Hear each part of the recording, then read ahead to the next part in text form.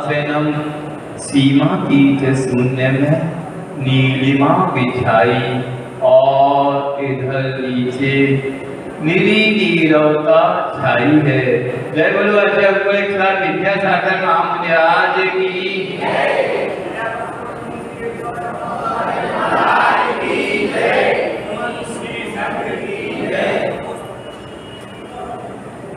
मूक माटी की पंक्तियों के माध्यम से आशय सिंह के भावों की गहराई तक हम पहुंचने का प्रयास कर रहे हैं।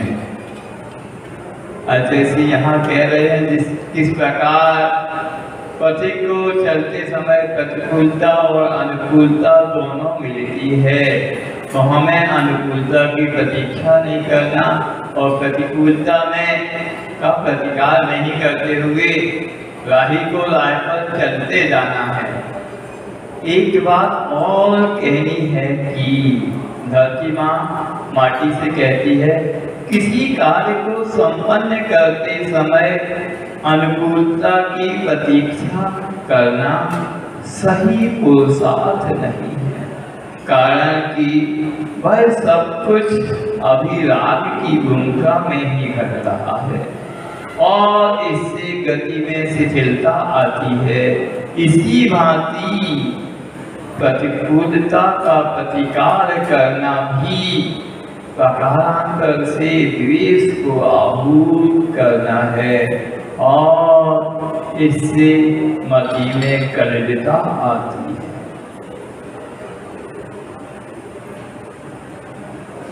कभी भी कोई कार्य करते हैं तो कई सहकारी कारण उसमें सहायक होते हैं, तो कुछ प्रतिकूलताएं भी उसमें होती हैं। तो नहीं हम अनुकूलताओं की ही प्रतीक्षा करते हुए हम कार्य को संपादन कर तक ले जाएं।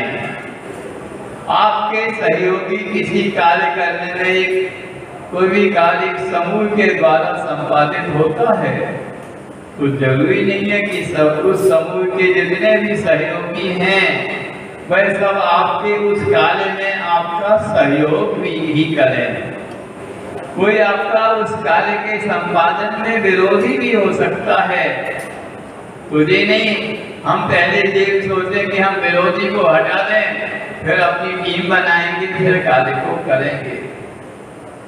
तो बहुत अच्छी पंक्ति एक जगह पढ़ी थी कि आलोचक वह लंगड़ा है जो हमें चलना सिखाता है।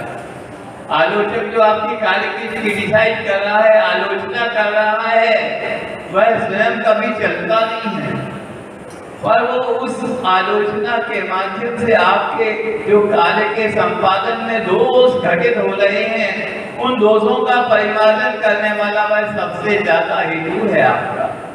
और दूसरी बात, यदि आपका कोई विरोधी नहीं होगा, सब आपके समर्थक हो जाएंगे, तो कार्य में जो निर्दोषता आनी चाहिए, कार्य में जो गति आना चाहिए, वह नहीं आ पाएगी।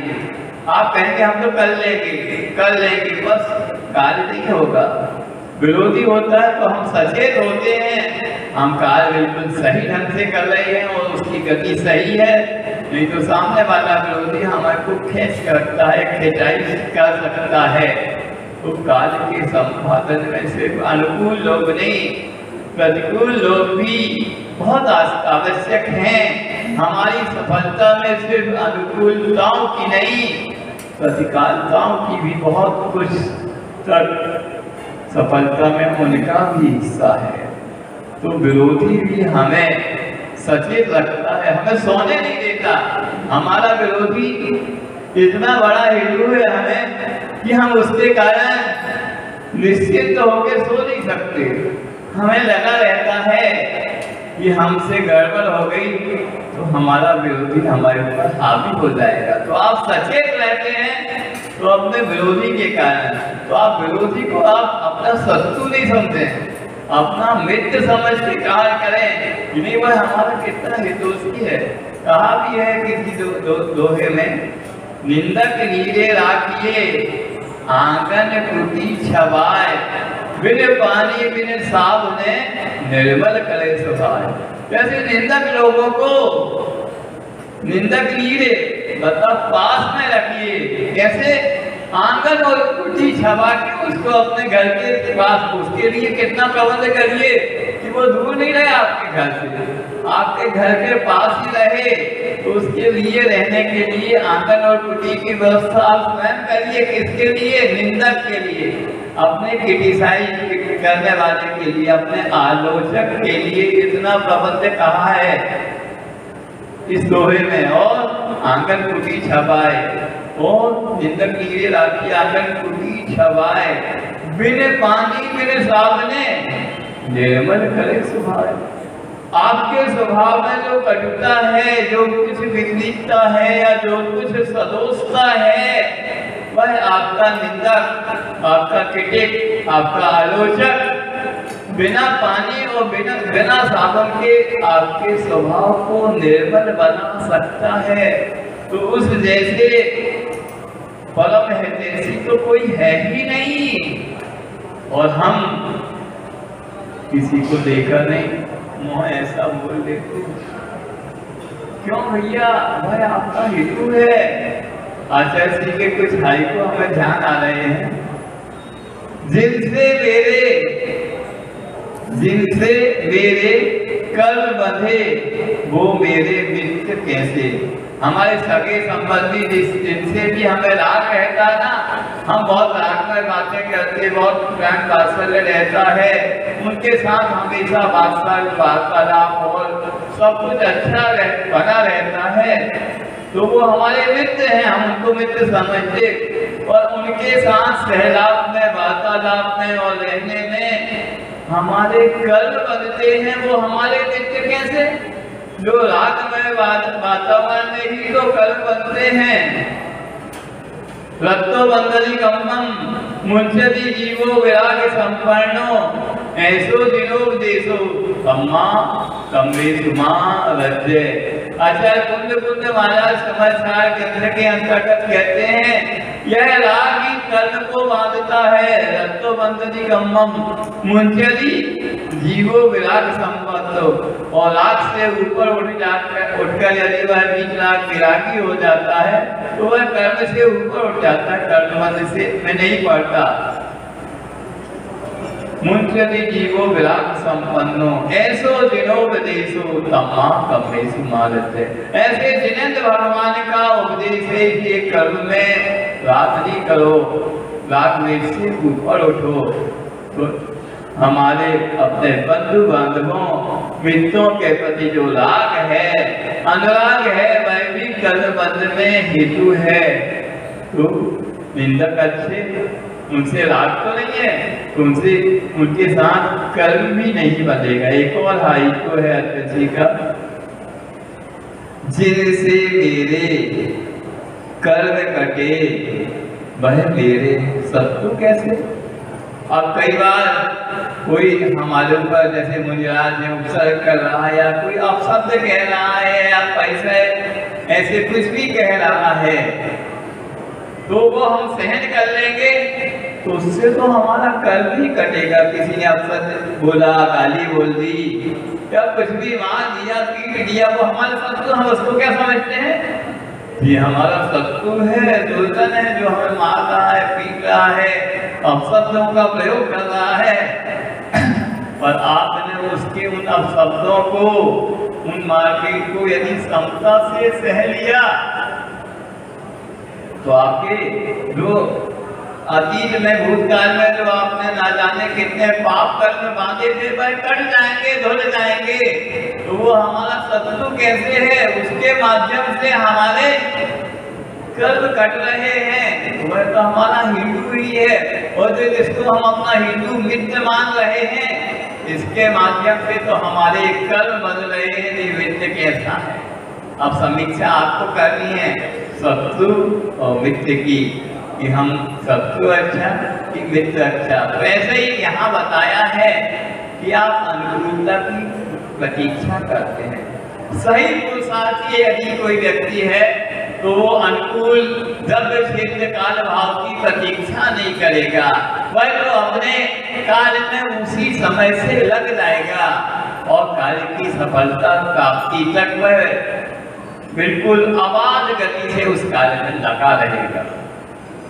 तो जो उत्तम जन होते हैं वह अनुकूलता की प्रतीक्षा नहीं करते, और जो मध्यम जन होते हैं वह थोड़ी थोड़ी अनुकूलता आने पर कार्य प्रारंभ करते हैं, और जो जघन्य होते हैं वह पूरी अनुकूलता मिल जाने पर भी कोई ना कोई बहाना ढूंढते रहते हैं कि कार्य उनके द्वारा वह कार्य से बचते रहें। मतलब वो ऐसे अधम जन ऐसे होते हैं जघन्य, वह काम ना करने का कोई ना कोई बहाना ढूंढते रहते हैं। तो उत्तम पुरुषार्थी वह है किसी भी स्थिति परिस्थिति में, कोई भी प्रतिकूल से प्रतिकूल वातावरण में वह कार्य को संपादित करने में तत्पर रहता है। अब सेना को जब वह हेडक्वार्टर में रहती है तो सभी सुविधाएं दी जाती हैं, भोग की अच्छी अच्छी भोजन सामग्री आदि सभी दी जाती है, और बहुत अच्छे से अभ्यास भी कराया जाता, कड़ाई से अभ्यास किया जाता। सेना का अभ्यास मामूली नहीं होता है। हेडक्वार्टर में भी यदि वह रहना है, मतलब बॉर्डर पर नहीं भी गया है, तो यहाँ का अभ्यास भी बहुत कड़ा रहता है। तेज धूप में उसको दौड़ना है, भागना है, रेत पे चलना है नंगे पैर, और बहुत ज्यादा वजन लाद के चलना है, आदि आदि बहुत से अभ्यास उसके होते रहते हैं। पर ये अभ्यास किस लिए होते हैं? क्यों? जब उसकी सबसे ज्यादा जरूरत होगी युद्ध में, वहां का वातावरण कैसे ही हो सकता है? -40 डिग्री में सियाचिन ग्लेशियर या कश्मीर कारगिल आदि में उसकी ड्यूटी लग सकती है, अथवा रेगिस्तान में जहां तापमान 50 को छू रहा है वहां भी उसकी ड्यूटी लग सकती है बॉर्डर पर। तो वह सैनिक हमेशा प्रतिकूलताओं के लिए तैयार रहे, क्योंकि सेना में भर्ती हेडक्वार्टर में रहने के लिए नहीं होती, बॉर्डर पर ही उसको अपना जाना है। इसी प्रकार जैसे कहते हैं गुरुदेव कि सेना और साधु में बहुत कुछ समानता है। सेना भी आर्डर की प्रतीक्षा करता है, जैसे आर्डर होता है वो आर्डर पर पहुंच जाता है, वैसे ही साधु भी, उसको नहीं मालूम अगले समय कौन सा उसके लिए आर्डर हो सकता है, वह उसके लिए हमेशा तैयार होता है। और जैसे सैनिक भी मरण से कभी डरता नहीं है, वैसे ही साधु भी कभी मरण से नहीं डरता। वह तो उसके लिए कहा गया है, हम लोगों के तर्कण में आया है, परिसहान ओलम देन। तो जैसे सैनिक अपनी छाती लगा देता है पर चक्र के सामने, कोई भी यदि शत्रु का वार आ रहा तो छाती से झेलता है, वैसे ही साधु भी परिसर और उपसर्गों के लिए अपनी छाती दे देता है, पीठ भागता नहीं है। इस प्रकार वह प्रतिकूलता में भी अपनी यात्रा, मोक्ष मार्ग की यात्रा जारी रखता है। यह साधु का है, यही मोक्ष मार्ग की यात्रा है। तो किस प्रकार प्रतिकूलता में भी हमें आगे बढ़ते जाना है, वही सच्चा राही है। यह नहीं कि वह अनुकूल वातावरण की प्रतीक्षा करेगा। अब कहते हैं साधु के 28 मूल गुण हैं, 5 महाव्रत, 5 पापों का त्याग रूप अहिंसा, सत्य, अचौल और ब्रह्मचर्य, और अपरिग्रह रूप 5 महाव्रत, 5 समिति और पंचेंद्रिय निरोध, 6 आवश्यक और 7 शेष गुण, ऐसे 28 मूल गुण हैं। कंपल्सरी पेपर, अनिवार्य मूल गुण मतलब कंपल्सरी, इसमें ऑप्शनल कोई नहीं चलेगा। तो आचार्य कुंद महाराज कहते हैं, बालो बा बुढ़ो बा दिलान फिबलो बा। बालक है कोई मुनि, मतलब अभी दीक्षित हुआ है, बाल मुनि है, बालो बा बुढ़ो वृद्ध अवस्था हो गई है मुनिराज की, या वृद्ध मुनि है। गिलान मतलब बीमार है अथवा स्थिर है, बहुत पुराना दीक्षित है, फिर भी 28 मूल गुण तो सबके लिए कंपल्सरी हैं। किसी को भी एक भी मूल गुण में छूट छाट नहीं है। तो कैसे है? प्रतिकूलता हो। अब कहने लगे गर्मी बहुत है, एक आध मूल गुण में कोई छूट मिल जाए। इतनी गर्मी में एक ही टाइम भोजन करना है और उसी के साथ जल भी लेना है, और उसी के साथ यदि अंतराय आ गया शुरू में तो अंतराय करके बैठ जाएंगे। अब दिन भर क्या करेंगे? कुछ नहीं करेंगे। दिन भर समता से अपने परिश्रमों को, भूख प्यास को सहन करेंगे, वही साधु है। जो परिश्रमों को सहता है, परिश्रमों के लिए अपनी छाती दे देता है, वही साधु है। और वही साधुत्व है तो वह प्रतिकूलताओं में भी अपने मूल गुणों में थोड़ी भी कमी नहीं करता। यह नहीं कि जब अनुकूलता आएगी तब हम इन चीज़ों को पालेंगे। ठंड बरसात में अनुकूलता रहती है तब हम नहीं, 28 जून को तो 28 जून में अनुकूलता प्रतिकूलता की कोई भी वह नहीं है। गुरु जी का आदेश हो गया कि आपको यहाँ से विहार करना है, तो गर्मी हो या सर्दी, ये नहीं कि हम आपके लिए रुके हैं या गर्मी इसलिए रुके हैं। आप तो भूल में नहीं रहिए, हम आपके लिए भी नहीं रुके। अभी बहुत तेज गर्मी पड़ रही इसलिए भी नहीं रुके, हम तो गुरु जी के आदेश से यहाँ रुके हैं। उन्होंने कह दिया कि आप खुद ही पहुँच गए। उन्होंने कहा आप थोड़ा रुकिए, तो हम रुके हैं।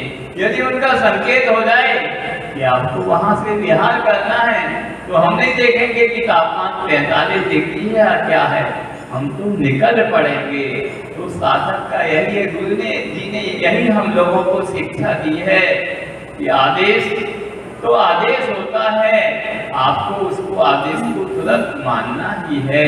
यह गुरु आज्ञा हर समय हर स्थिति में माननी होती है। यह गुरु जी ने हम लोगों को सिखाया है। वहाँ अनुकूलता और प्रतिकूलता की कोई गुंजाइश नहीं होती। तो सही पुरुषार्थ करने वाला कभी भी अनुकूलता की प्रतीक्षा नहीं करता कि जब अनुकूल समय आएगा तब हम यह कार्य कर लेंगे। वह तो आज ही हो गया। हमें हमारे जो 6 आवश्यक हैं वह तो अपने समय पे ही होंगे। सुबह आपको भोर के पहले मनोहर पहर में उठना है, सामायिक ध्यान, परिक्रमण, स्तुति, वंदना जो भी आवश्यक है उस समय के वह आपको करना है। कितनी भी गर्मी हो आपको करना है। कई बार ऐसा भी हो सकता है गर्मी के कारण मुख बिल्कुल सूख रहा है, निद्रा देवी भी आ ही नहीं रही है। कैसे आएगी? पेट बिल्कुल खाली है, पेट और पीठ मिलकर हो गया है एक, और मुख बिल्कुल सूख रहा है। ऐसी स्थिति में नींद आ भी कैसे सकती है? तो भी वह साधु क्या करता है? चिंतन करता है। यह देह अलग है, शरीर विलग है और आत्मा पृथक है। इन दोनों की पृथकता का अनुभव वहाँ पर भेद विज्ञान के माध्यम से साधु करता है। कहा भी गया है भेद विज्ञानतः सिद्धा सिद्धा एकिल केचना तस्य अभाव तो बद्धा बद्धा एकिल केचना। जितने भी आनंद परमेष्टि हुए सिद्ध परमेष्टि या सिद्धत्व निर्वाण को प्राप्त कर गए हैं, वह भेद विज्ञान के माध्यम से ही कर गए हैं। भेद विज्ञान क्या है? यह शरीर अलग है और आत्मा अलग है, जिसके बातों में नहीं इसकी अनुभूति करते हैं। वह तीव्र परिसर भूख प्यास के परिसरों को भी समता से सहन करते हैं, उसकी अनुभूति करती है। तो शरीर तो एक प्रकार का, आचार्य ज्ञान सागर जी महाराज कहते थे, हमारे गुरुदेव बताते हैं, शरीर को वह टट्टू बोलते थे। टट्टू समझते? नहीं समझते। गधा को टट्टू भी बोलते। गधा पे कोई भी रेत आदि कोई भी गोलियां डाल देते हैं और उससे काम ले देते हैं, थोड़ी बहुत खुराक दे देते हैं जिससे वह काम करता रहे। वैसे ही इस शरीर को भी आचार्य ज्ञान सागर जी महाराज क्या बोलते थे? यह टट्टू है, इसको थोड़ा बहुत दाना दे दो और इससे काम लो। ऐसा नहीं, ये काम नहीं लोगे तो ये शरीर बहुत कामचोर है, पड़ा रह जाएगा, इसको को कहो सो जाओ तो अब भी सो जाएगा, नहीं समझे। इससे तो काम लेना है, इससे वेतन कम लेना है, काम ज्यादा लेना है। जैसे आप अपने यहाँ है ना, नौकर को वेतन तो कम देते हैं, काम ज्यादा लेते हैं। वो तो वहां हो गया, लौकिक में संसार में हो गया कि आप अपने यहाँ कर्मचारी को वेतन कम देते हैं, काम ज्यादा लेते हैं। वैसे ही अभी भगवती आराधना का स्वाध्याय कर रहे थे तो उसमें एक गाथा में यही आई बात कि शरीर को, जैसे उस नौकर को, वेतन वाले नौकर को हम वेतन कम देते हैं और काम ज्यादा लेते हैं, उसी प्रकार इस शरीर को भी दाना पानी भोजन आदि को कम देना है और काम ज्यादा लेना, इसको कसना है। यदि ज्यादा खिला दिया, मतलब भोजनाय हो गया, अधिक भोजन करा दिया तो इसे कमाद आएगा, आवश्यकों में कमाद आएगा, सामायिक में सामायिक नहीं होगी, यह सोएगा। तो इसलिए अनुकूलताओं में आप देख लो, बहुत अनुकूलता है। मान लो अभी ऐसी जगह पे आपको बैठा दिया जाए और जहाँ बहुत ठंडी हवा बह रही हो तो आपको सबसे पहले क्या आएगी? नींद आएगी ना। हालांकि रात भर नींद नहीं आई, बहुत गर्मी थी, अभी बहुत ठंडी हवा बह रही है तो नींद तो आएगी। तो अनुकूलता में भी कभी साधना नहीं होती, बहुत अनुकूलता में मतलब ऐसा होगा ही, कमात आएगा। और जब ठंडी के दिन है और आपका कमरा बहुत गर्म है मान लो, तो आपको अब समय की होगी, ध्यान नहीं लगेगा आप गर्म कमरे में, अब नींद आएगी वहाँ, क्योंकि वहाँ अनुकूलता हो गई है पूरी। तो सब अनुकूलताओं में भी पूर्णतः अनुकूलताओं में भी साधना नहीं होती। साधना के लिए प्रतिकूलता भी चाहिए। आपका भरपेट भोजन हो गया, अब सामायिक ध्यान नहीं होगा, छह आवश्यक नहीं होंगे, उसमें दिक्कत आएगी, प्रमाद आएगा या फिर यहाँ वहाँ दाखिल होगा मन। तो इसलिए कहा गया है, हम लोगों के लिए स्वाध्याय के लिए भी कहा गया है, ध्यान के लिए भी कहा गया है, किस प्रकार का भोजन होना चाहिए।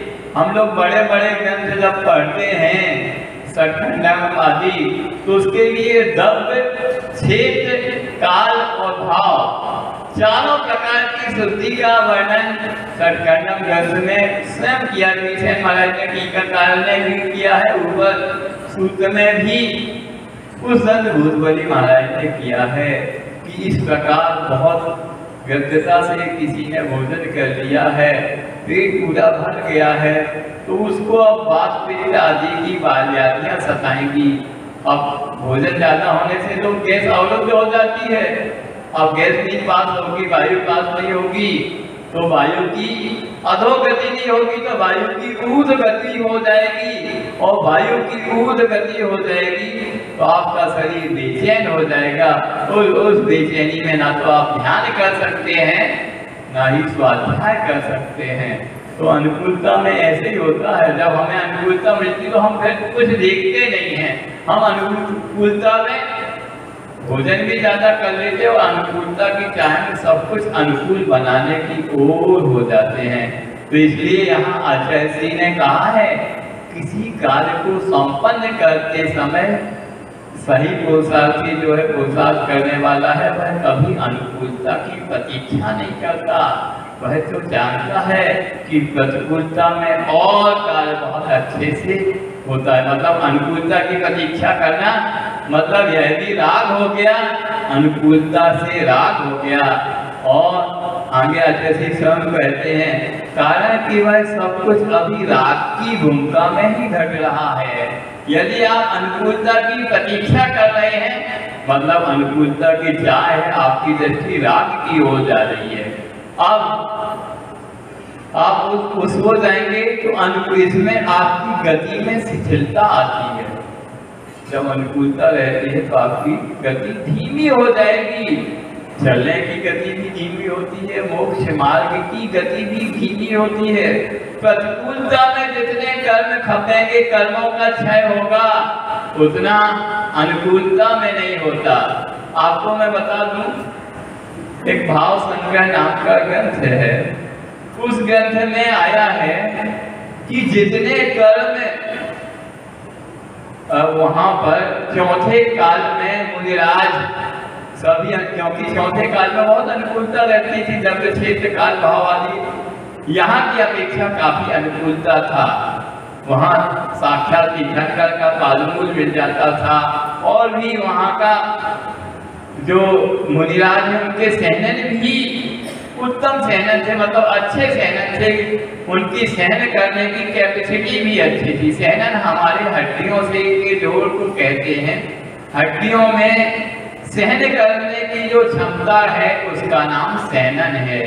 जैन आगम में सेनन के 6 भेद बताए हैं। वज्र विषम नाला सेनन, वज्र सेनन, वज्र नाला सेनन, वज्र सेनन आदि के भेद से नाला सेनन, कीलक सेनन, असंपाट का सर्पाट का सेनन के भेद से 6 भेद हैं। तो सबसे उत्कृष्ट सेनन जो कोई तीर्थंकर या तद्भव मोक्षगामी जीवों के होता है, कुछ पापी जीवों के भी होता है, तो तीर्थंकर या जो मोक्ष जाने वाले जीव हैं वह पहले सेनन के साथ ही मोक्ष जाते हैं। मतलब कितनी भी प्रतिकूलता आ जाए वह उनको सहन करने की क्षमता होती है। यह वज्र वसव नाला सेनन है। वज्र वसव नाला सेनन का मीनिंग समझ लें। वज्र जैसे कठोर तो उनकी हड्डियां होती हैं, ये हड्डियां कैसी होती हैं? वज्र के समान कठोर, और हड्डियों के जॉइंट जो हैं वह जो कील से जो जॉइंट है हड्डी, इसकी कील भी वज्र की होगी, और इस कील को जो वेष्टित करे, जो नसें वेष्टित करती हैं कील को सपोर्ट देती हैं, वह भी वज्र की होगी। वह पहला सेनन होता है। तो वज्र वसव नाला सेनन के धारी मुनिराज कितनी भी विपरीत परिस्थितियां आ जाएं तो भी वह सहन करने की उनकी कैपेसिटी होती है, और अपनी साधना में अड़िग होते हैं, और मोक्ष के लिए साधना करते करते वह अपना प्राप्त मोक्ष भी प्राप्त कर लेते हैं। तो ये अच्छे में हो गया, पुण्य में हो गया, शुभ में हो गया। यदि वज्र वसव नाला सेनन का धारी पाप में प्रवृत्ति करे तो वह भी सबसे नीचे अधम 7वीं नरक में वही जा सकता है।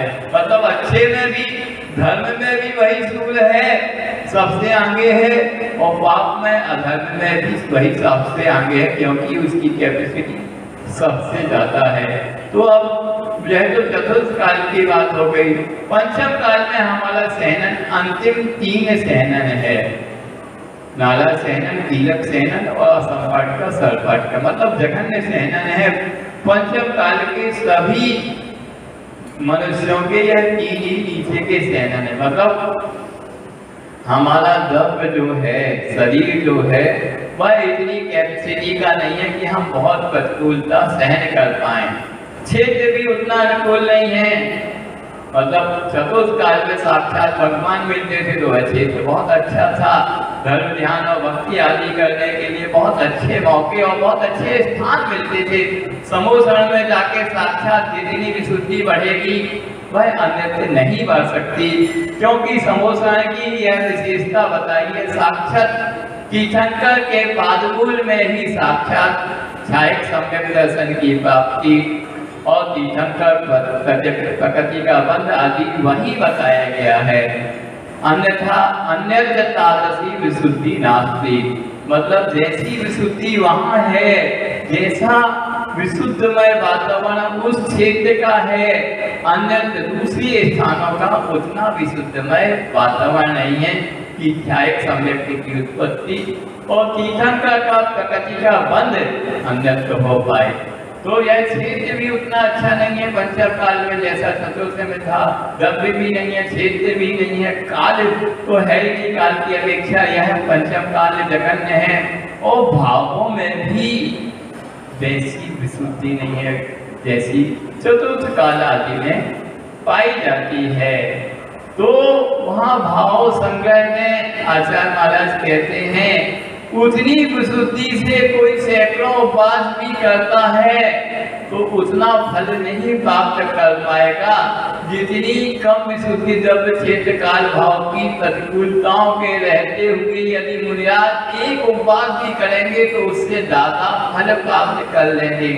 क्योंकि वहां तो द्रव्य क्षेत्र काल भाव की अनुकूलता बहुत है, यहाँ पर द्रव्य क्षेत्र काल भाव की प्रतिकूलताओं में भी वह अपनी साधना में रत हैं, उपवास कर रहे हैं, 28 मूलगुण का पालन कर रहे हैं। इसलिए बंधुओं, धर्म प्रेमी बंधु, आप अनुकूलता की प्रतीक्षा नहीं करो, प्रतिकूलता में और अधिक निर्भरता है, यूं समझ लीजिए। तो जो अनुकूलता की प्रतीक्षा करता है तो आज से उसके लिए इन पंक्तियों के माध्यम से कहते हैं उसकी गति में शिथिलता आती है। जो सुखमय जीवन व्यतीत करता है उसकी गति धीमी ही होगी। हम एक उदाहरण के माध्यम से और बता दें आपको, जो बहुत दिनों से भूखा है, मान लो उसके सामने भोजन की थाली रख दी जाए तो उसकी भोजन करने की गति बहुत तेज होगी। और रोज जिसको खाने मिलता है, 56 प्रकार के व्यंजन मिलते हों, उसके सामने यदि भोजन की थाली रख दी जाए तो भोजन करने की उसकी गति धीमी होगी। उसी को हम आत्म की भाषा में कहते हैं नरक से आने वाला व्यक्ति। एक व्यक्ति नरक से आ रहा है, मतलब नरक से विग्रह गति में गमन करते हुए यहाँ मनुष्य में उत्पन्न होना है, और एक व्यक्ति उसी समय स्वर्ग से सर्वासिद्धि आदि से तय करके यहाँ मनुष्य में उत्पन्न हो रहा है। एक 7वें नरक से, 7वें से तो मनुष्य नहीं होता, तो 6ठे से हो रहा है। तो दोनों में कितना अंतर है। यहाँ आके वह पर्याप्त होते हैं, पर्याप्तियाँ ग्रहण करते हैं। तो जो नरक से आया है वो पर्याप्तियाँ ग्रहण बहुत जल्दी करता है क्योंकि वह भूखा है, और जो स्वर्ग से आया है वो बहुत धीमे करता है क्योंकि वह भूखा नहीं है। यह इतना अंतर है अनुकूलता और प्रतिकूलता में। तो आप यही बता रहे कि उसकी अनुकूलता में चलने वाले की गति शिथिल होती है। पूज्य पाद महाराज कहते हैं समाधि तंत्र ग्रंथ में, अदुख भावतम ज्ञानम क्षीयते दुख सन्निधे। जो सुख के समय हमने ज्ञान अर्जन किया, अध्ययन किया है, वह दुख के आने पर हम उसको विस्मरण कर सकते हैं, भूल सकते हैं या क्षय को प्राप्त हो सकता है। इसलिए यथा योग सत्य आप दुख के साथ ज्ञान अर्जन करो। इसलिए कहा गया है विद्यार्थी चेत कुतो सुखम, सुखार्थी चेत कुतो विद्या। विद्यार्थी है तो उसके लिए सुख कैसे, और सुखार्थी है, सुख की चाह कर रहा है तो उसके लिए विद्या भी कठिन है। तो प्रतिकूलताओं में ही सब कुछ। आजकल हम क्या करते हैं, अपने बच्चों को पूरी फैसिलिटी दे देते हैं, आप पढ़ाई करो, आपको पढ़ाई थोड़ी करेगा, वो सोएगा। या आपने इतना बाहर भेजा है तो ऐसे बिल्कुल विद्यालयों में, महाविद्यालयों में भेजेंगे कि जहाँ बिल्कुल 5 स्टार की व्यवस्था होगी। तो जहाँ 5 स्टार के सुख आपने दे दिए हैं तो वहाँ पढ़ाई नहीं होगी। आप कहेंगे महाराज जी हमने बच्चे पर इतना पैसा खर्च किया, जो कुछ हम अच्छे से अच्छे स्कूल में, विद्यालय में उसको जो देश के नाम ही थे भर्ती किया, सब किया, और फिर भी वह बिगड़ गया। तो आपने इस प्रकार के भौतिक संसाधनों की चौक में, चमक में उसको भेज दिया था, उसको सुधारना थोड़ी था। पहले के समय में बड़े बड़े राजा महाराजाओं के पुत्र, राजपुत्र भी कहाँ गुरुकुल में पढ़ने जाते थे। कैसे वो गुरुकुल कहाँ होते थे, बड़े बड़े जंगलों के बीच में, भयानक जंगलों के बीच में होते थे, और वहाँ गुरु जो उनके होते थे वह उनको शिक्षा देते थे। शिक्षा के साथ साथ सभी कार्य उनको करना पड़ता था, चाहे जंगल से लकड़ी लाना है, पशुओं को ले जाना है, या जो भी कुछ दैनिक के कार्य थे। यह नहीं कि राजपुत्र है तो वह कार्य नहीं करेगा, या मंत्री पुत्र है, सबको एक साथ एक ही बदलाव किया जाता था। तब वह इतनी कठिनाई से उस शिक्षा को ग्रहण करते थे और वह शिक्षा कभी भुला नहीं पाते थे। अभी तो बच्चे कैसे होते हैं, पहले टर्म में जो पढ़ा है वह दूसरे टर्म में उनको याद नहीं है। क्यों?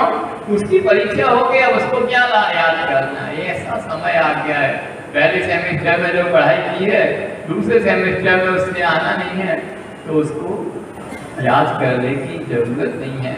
मतलब पहले जो शिक्षा दी जाती थी वह ज्ञान के अर्जन के लिए होती थी, उसका मुख्यतः की ज्ञानार्जन के लिए शिक्षा दी जाती थी। विद्यार्थी विद्यालय ज्ञानार्जन के लिए जाता था, और अभी उसका उद्देश्य ज्ञानार्जन नहीं, अर्थकरी विद्या सीखना है। हमें ऐसी विद्या सीखना है जिससे हम धन उत्पन्न कर सके, धन प्राप्त कर सके, कोई नौकरी मिल जाए, ऐसा मिल जाए। यही अर्थकरी विद्या का प्रयोजन है। तो किस प्रकार अनुकूलता और प्रतिकूलता में हमारी स्थिति होती है। अच्छा, ऐसी प्रतिकूलता के लिए कह रहे हैं आगे की पंक्तियां, इसी भांति प्रतिकूलता का प्रतिकार करना भी प्रकारांतर से देश को आहूत करना है, इससे मति में कलिलता आती है। अच्छा, ऐसी कह रहे हैं इन पंक्तियों से। कई बार बहुत प्रतिकूलता है तो हम प्रतिकार करने के लिए तत्पर हो जाते हैं कि यह कैसे दूर हो, उससे हमें जैसे जब तो हम उससे बचना चाह रहे हैं प्रतिकूलता से, नहीं तो प्रतिकूलता को अपने सामने आने तो हम फेस इट उसको अपने सामने लेंगे। हम लोगों को तो कहा ही गया है परिसहान ओरम दे, तो गर्मी है सर्दी है तो उसके लिए अपनी छाती दिखा दो, अपने आप वह सहनीय हो जाएगी।